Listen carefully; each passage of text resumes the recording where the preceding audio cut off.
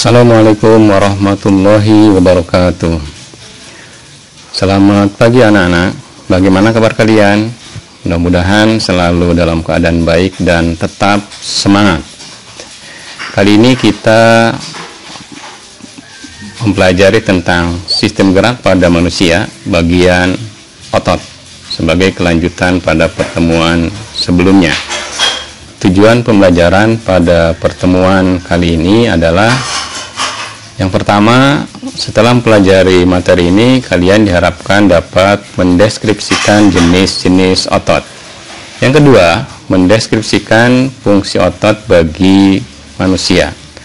Kemudian yang ketiga, menyebutkan jenis-jenis gerak yang melibatkan otot yang bekerja di bawah kesadaran. Yang pertama, fungsi otot ya. Fungsi otot adalah sebagai penggerak bagian-bagian tubuh, sehingga otot disebut sebagai alat gerak aktif. Saat berkontraksi atau bekerja, otot akan memadat dan memendek. Sebaliknya, saat dia relaksasi atau istirahat, otot akan memanjang. Prinsip kerja otot. Yang pertama, otot yang bekerja di bawah kesadaran, artinya kerja otot tersebut bisa dikendalikan. Contoh, kerja otot pada saat makan, menulis, berlari, serta aktivitas lain yang disadari. Yang kedua, otot yang bekerja di luar kesadaran, artinya kerja otot tersebut tidak dapat dikendalikan. Contoh, otot yang bekerja pada jantung dan otot yang bekerja pada saluran pencernaan. Otot tersebut bekerja setiap saat tanpa henti. Jenis-jenis otot. Yang pertama, otot rangka atau otot lurik. Yang kedua, otot polos. Yang ketiga, otot jantung. Ini gambar dari ketiga otot tadi ya.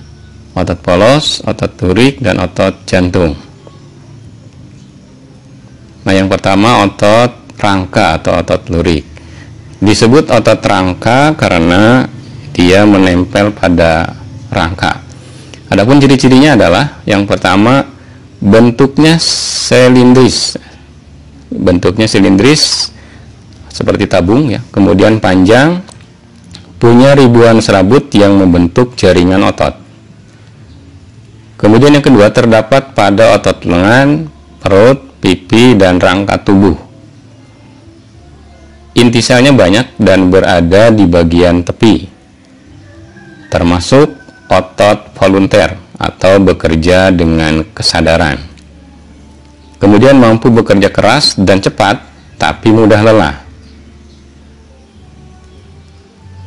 Nah, ini gambarnya ya, otot rangka, otot lurik.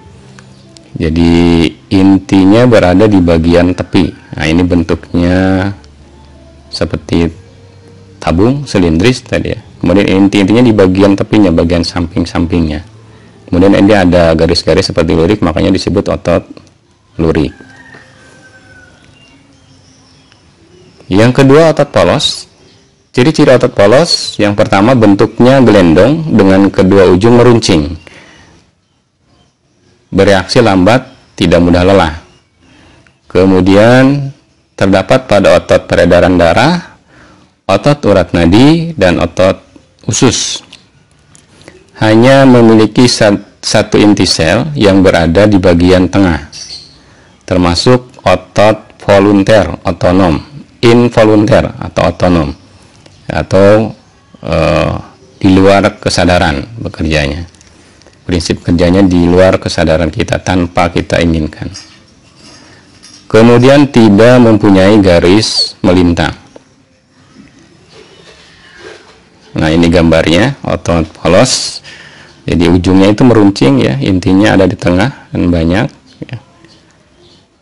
Kemudian terdapat pada organ-organ bagian dalam namanya.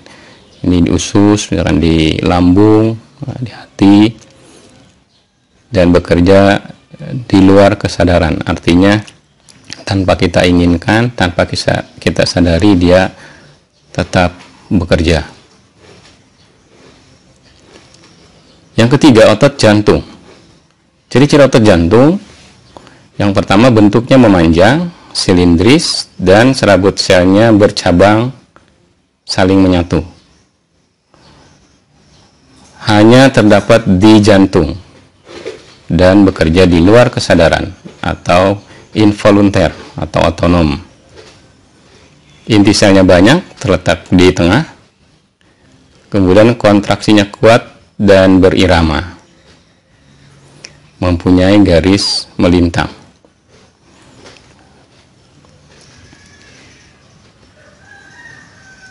Nah, gambarnya seperti ini. Jadi ujungnya dia saling ketemu, saling menyatu, kemudian intinya di tengah dan banyak, kayak dia. Hanya terdapat pada jantung sini, makanya disebut otot jantung. Bekerja terus-menerus tanpa kita inginkan, tanpa kita sadari. Selama orang itu masih hidup, maka otot jantung akan bekerja. Ya. Demikian materi pada pertemuan kali ini. Kita bertemu pada pertemuan berikutnya. Assalamualaikum warahmatullahi wabarakatuh.